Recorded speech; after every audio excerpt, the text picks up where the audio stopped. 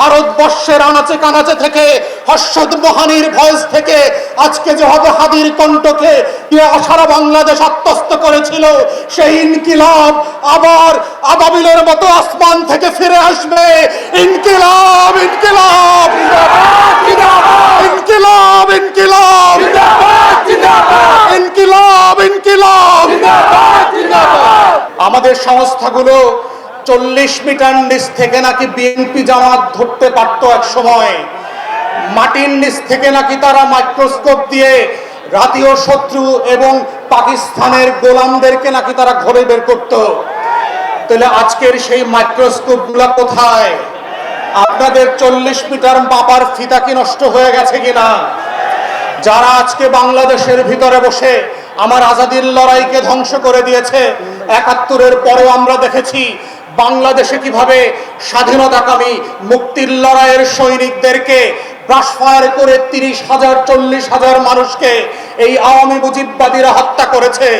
আমরা দেখেছি কাউন্টার কুর মধ্য দিয়ে আমাদের সশস্ত্র বাহিনীর ভিতরে শৃঙ্খলা বিনষ্টের যে নিরলস প্রচেষ্টা। আমরা সেই সময় দেখেছি কাদের সিদ্দিকের মতো এক গোলাম রাজাকার ভারতের, তার নেতৃত্বে কাদেরিয়া বাহিনী করে সীমান্তের প্রশিক্ষণ, টাকা এবং অস্ত্র দিয়ে আমার শত শত বিডিআর জওয়ানকে হত্যা করা হয়েছে। আমরা ৭৫ পরবর্তী বাস্তবতায় দেখেছি কিভাবে বাংলাদেশে রাজনৈতিক অনৈক্য তৈরি করা হয়েছে। এই প্রসেসের মধ্য দিয়ে পৃথিবীতে প্রত্যেকটা আজাদির লড়াইকে কিভাবে খেয়ে দেওয়া হয়। অথবা আজকে অভ্যুত্থানের পক্ষের শক্তি যারা ছিলেন, আপনারা যদি বোধ করে থাকেন 10টা 20টা 30টা 50টা আসনের জন্য ডানে বামে তাকাবেন, মনে রাখবেন বিএনপি জামাতের নেতাদের ফাঁসি কিন্তু আটকানো যায় নাই।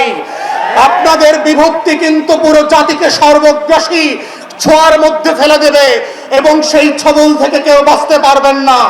তাই আজকে ৭৫ পরবর্তী সেই বাংলাদেশের আজাদি যে হস্তক্ষেপ ছিল, আজাদি ছিনতাই হয়ে গিয়েছিল, সেই ছিনতাই হওয়ার ইতিহাস থেকে নতুন করে আবার আমাদেরকে শিখতে হবে যে বাংলাদেশের এই খলনায়করা কিভাবে প্রশাসনে ঘাপটি মেরে বসে আছে, বিভিন্ন রাজনৈতিক দলকে বিভ্রান্তির মধ্যে ফেলছে।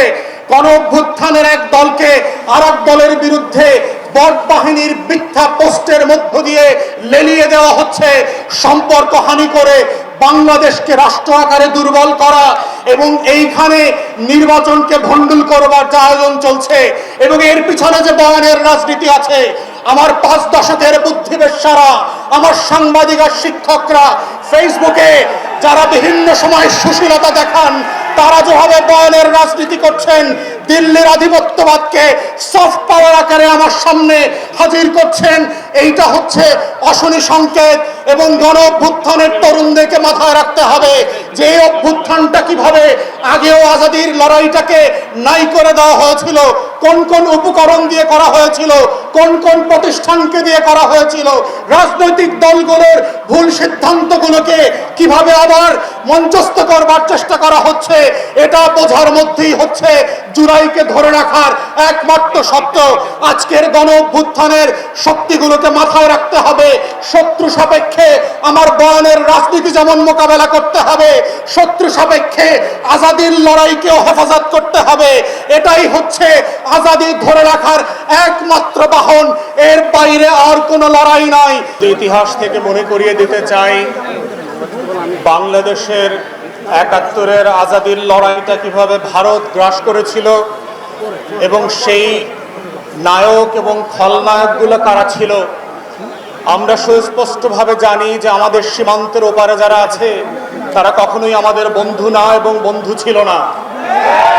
কিন্তু যেটা আমরা জানি না সেটা হচ্ছে আমাদের সশস্ত্র বাহিনীর মধ্যে কারা ঘাপটি মেরে দিল্লির খলনায়ক অ্যাসেট হিসাবে কাজ করছে। আমরা যেটা জানি না সেটা হচ্ছে আমাদের ডিজিএফআই, এনএসআই, এসবি, ডিবি থেকে শুরু করে রাষ্ট্রের আমলাতন্ত্রের মধ্যে নখরে নখরে কারা কারা বাংলাদেশকে প্রত্যেক দিন বিক্রি করে দেওয়ার জন্য কাজ করছে। সোশ্যাল মিডিয়াতে আমরা শুক্রবার থেকে জানি যে কে কে এই শুটিং এর সাথে জড়িত। তারা মোমেনশাহী থেকে সীমান্ত ক্রস করে ওই পারে চলে যাবে। গারো পাহাড়ের এক ফিলিপ নামে ছেলের কথা বললাম, কিন্তু আমাদেরকে সোশ্যাল মিডিয়াতে জানানো হলো এই শুটার নাকি সিলেটে যাবে। কারা জানিয়ে পুরো জাতির দৃষ্টি পরিবর্তন করেছে।